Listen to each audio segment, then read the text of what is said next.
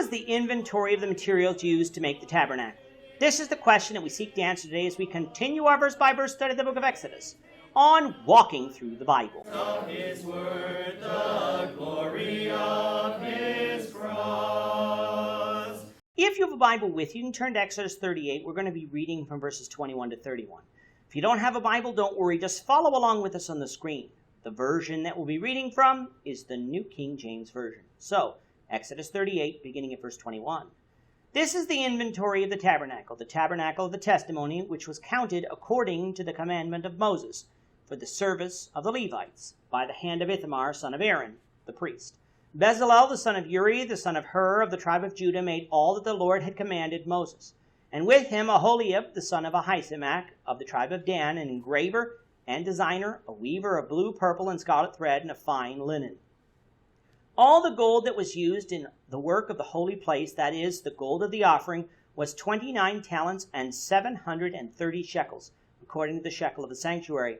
And the silver from those who were numbered of the congregation was 100 talents and 1,775 shekels, according to the shekel of the sanctuary. A beka for each man, that is, half a shekel, according to the shekel of the sanctuary. For everyone included in the numbering from 20 years old and above, for 603,550 men.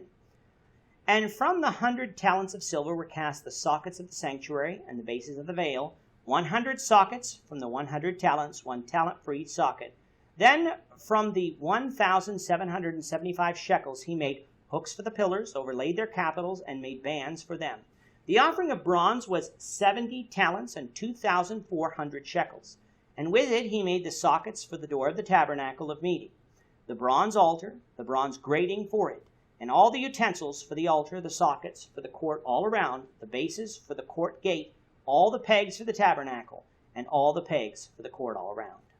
Starting with chapter 36, we have seen the children of Israel actually making the tabernacle and sanctuary of God, following the instructions given to Moses by God on Mount Sinai. Bezalel of Judah and Aholiab of Dan were tasked with overseeing the building of the sanctuary.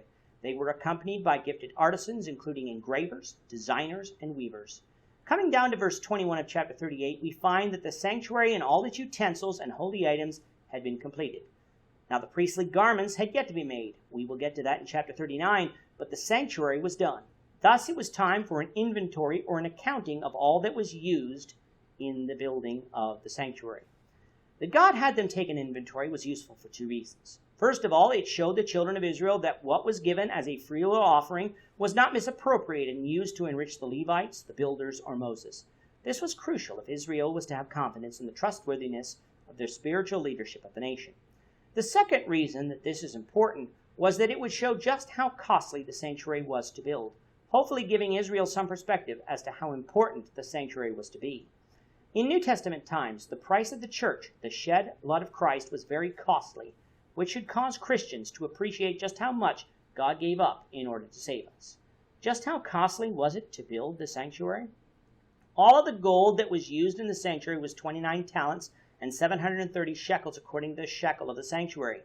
A talent weighs about 75 pounds, and a shekel weighs about 0.4 ounces. So in 2019 American dollars, that meant that the gold of the sanctuary was equivalent to $49.1 million. For the silver, what was accounted for here was the same amount of the ransom money that was outlined for us in Exodus 30, verses 11 to 16, lesson 119 of the series. Now in lesson 119, if you listen to it again, you might be confused as to how much ransom money per person was required. I apologize for this confusion. The amount given in that episode of 570 American dollars represented the value of a shekel of gold. However, that was not the value of the ransom money, for the ransom wasn't given in gold, but in silver. Based on 2019 prices for silver, the half shekel that each was required to give was equivalent to $3.61, which is why the poor wouldn't be destitute by having to pay the same amount as the rich. The census taken of Israel, which won't be given to us in detail into the book of Numbers, totaled 603,550 men. That meant 301,775 shekels of silver were collected. These shekels, when counted in talents, would equal 100 talents and 1,775 shekels of silver. And in 2019 American dollars, that would be equivalent to $2.2 million. What was the silver used for? The 100 talents of silver were cast to make the sockets of the sanctuary and the bases of the veil. 100 sockets from the 100 talents, 1 talent for each socket. From the 1,775 shekels, the hooks for the pillars were made, along with the silver that overlaid the capitals and bands made of silver, which brings us to the bronze. Of the bronze, there were given 70 talents and 2,400 shekels.